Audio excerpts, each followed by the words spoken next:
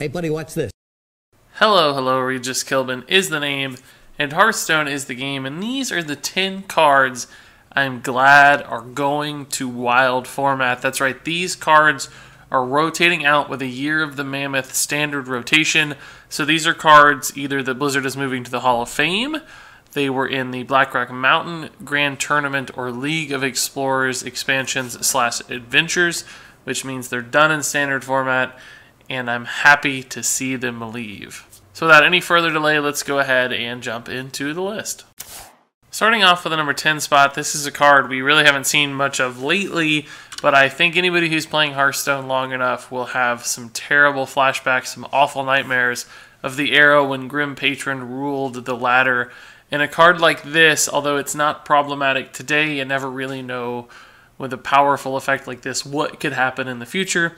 So both for the potential that this card could be broken again someday and the fact that I am really sick of hearing that line.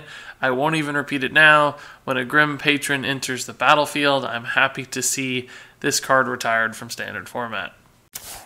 Up next at the number 9 spot is a card a lot of people probably don't think about as being oppressive in any way, but Living Roots to me is a card that has just offered Druid a little bit too much flexibility. It's good in so many different ways, and it's a card that has basically been included in virtually every kind of Druid deck I can think of since its release. That's because it gives you the options of creating really good early game board presence for its cost. 2/2 and stats for 1 is pretty solid. You can also just deal 2 damage to minions for a really cheap, efficient removal, especially when combined with spell power. And finally, this is a card that can be a part of a burst damage combo with Malygos when combined with lots and lots of spell damage just to kill your opponent. So whether it's in a combo deck, an early aggressive deck like Egg Druid, or just somewhere in the middle with spell decks or even Jade decks, Living Roots always seems to find a home, and I think it's just got too much flexibility and a little bit too much power for its cost, not to mention all the spell synergies that it has been used to take advantage of in the past. So all told, I think Druid would just be in a better place without Living Roots, simply because this card gives you too much of a reliable, flexible presence in the game. Up next at the number 8 spot, it's another card much like Grim Patron that simply ruled the ladder at some point in Hearthstone's history. Secret Paladin was absolutely everywhere thanks to Mysterious Challenger, and because this card has existed in standard format, Blizzard really couldn't give Paladin any awesome secrets, because in doing so, they would essentially open up the possibility that Mysterious Challenger comes back and starts to rule again, and I don't think that was a great deck for Hearthstone, and a lot of people felt like it was a bit too powerful, and I tend to agree. So Mysterious Challenger will open up some design space as it rotates out, but also I'm just sick of seeing this card. Even though I haven't seen it in a long time, I still have those nightmares and flashbacks, so I'm happy to say goodbye to Mysterious Challenger. Moving on to the number 7 spot, this is another card that, although I don't really hate it by any means, it doesn't frustrate me or doesn't feel too overpowered by any means. It's a card that does restrict the design space of Hearthstone, particularly in combination with another card that was released pretty recently, Kun, the Forgotten King. Avianna and Kun can do some absurd things together, and granted, those things aren't particularly great on the ladder. Those kinds of combo decks don't tend to succeed in a ladder scenario, but it does, again, restrict what Blizzard can do with future cards. So although Avianna has been fun, I do think the game will be better off without her, so I'm fine, in fact quite glad that she's moving to Wild format. At the number 6 spot, I've got the 6 mana Priest spell Entomb. This is one of those hard removal cards that's just too darn good, and it's not fun to play against, because not only does your opponent essentially silence your minion and then kill your minion, but they also steal your minion so that they get to play it on a future turn. That has been incredibly strong in control-style priest decks, even if that has, as an archetype, has not been particularly strong itself. This card was never the problem, so this is the one thing that takes the fun out of Hearthstone if you're playing those big bomb cards like Tyrion, Ysera. Suddenly Entomb is the perfect answer that denies your experience and gives it to your opponent instead. So although I like having hard removal options in the game, certainly I think Entomb might have just taken it a little bit too far for its relatively low mana cost when you compare this to other cards like Mind Control. Entomb can do a lot for relatively not that much, and I think it's going to be a better Hearthstone experience without Entomb in the game.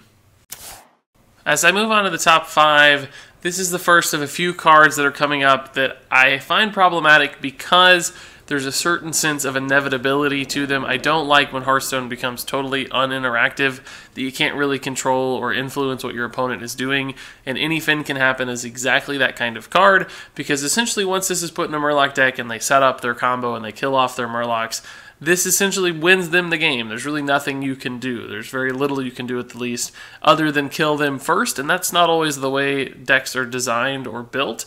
So it pushes people down a really narrow path that they may not want to take in the first place and may not be fun for them.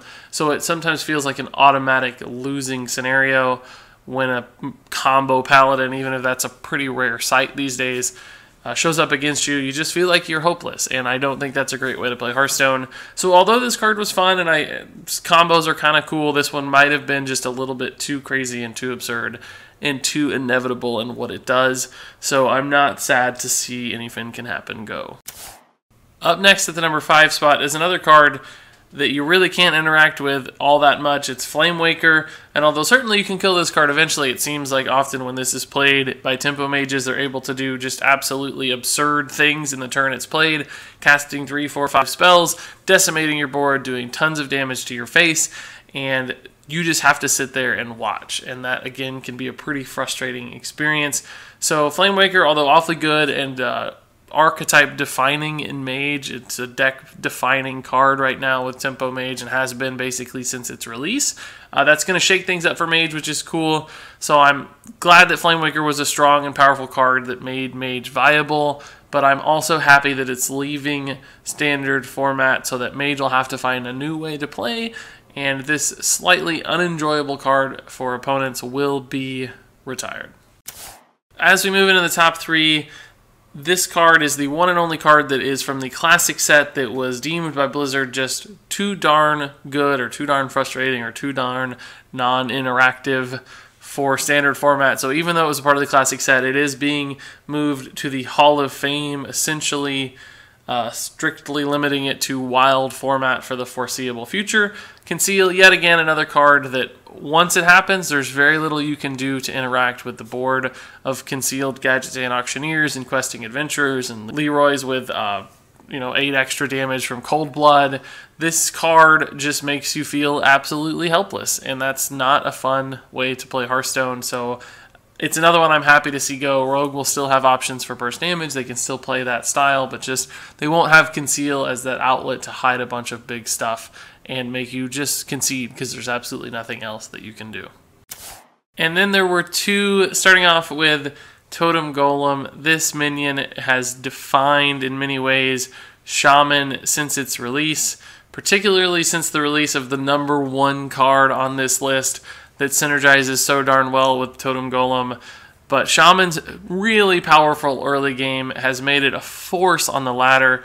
Aggro Shaman, mid-range Shaman, it didn't really matter. The fact that you could open so strong with a 1-2 punch and the 2 punch being Totem Gollum has made Shaman an absolutely dominant force on the ladder for way, way, way too long. And I'm happy that Totem Gollum moving to wild format might finally help relinquish Shaman's grip on the ladder. We've already seen that a little bit these days, but I think Totem Gollum will be the final nail in the coffin so that maybe Shaman has to play a little bit differently and doesn't always have the same exact perfect opening play that finishes with Totem Gollum. But of course, Totem Gollum would be nothing without the number 1 card on my list. It is Tunnel Trog. This guy has defined Hearthstone for so very long. It seems like Shaman always has Tunnel Trog on turn 1, followed up by that Totem Gollum on turn 2, and then you're so far behind that there's very little you can do. We've all been killed by 7 or 8 attack Tunnel Trogs hitting us in the face over multiple turns, and that sucks. That's not fun when it happens over and over and over again. So although Tunnel Trog has been fun to play, and he's earned me a lot of wins in Hearthstone, certainly I'm happy to see him go. Shaman is going to be forced to rethink how they play, and this won't be an auto-inclusion in virtually every Shaman list ever. And the best, or at least the most influential 1-drop, I would argue, in Hearthstone's history is finally finally gone, and I couldn't be happier. So there you have it. That's my list of the 10 cards. I'm glad that they're moving to wild format. Now, some of you might disagree with my order. Some of you might miss the cards on this list. I'd love to hear your take. What cards are you happy to see leave? What cards do you wish were sticking around?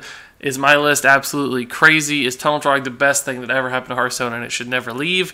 I really doubt anybody's going to comment that, but just in case you do, leave a comment below. I'd love to hear your thoughts on all of this. So until then, thanks so much for watching, and until next time, game on.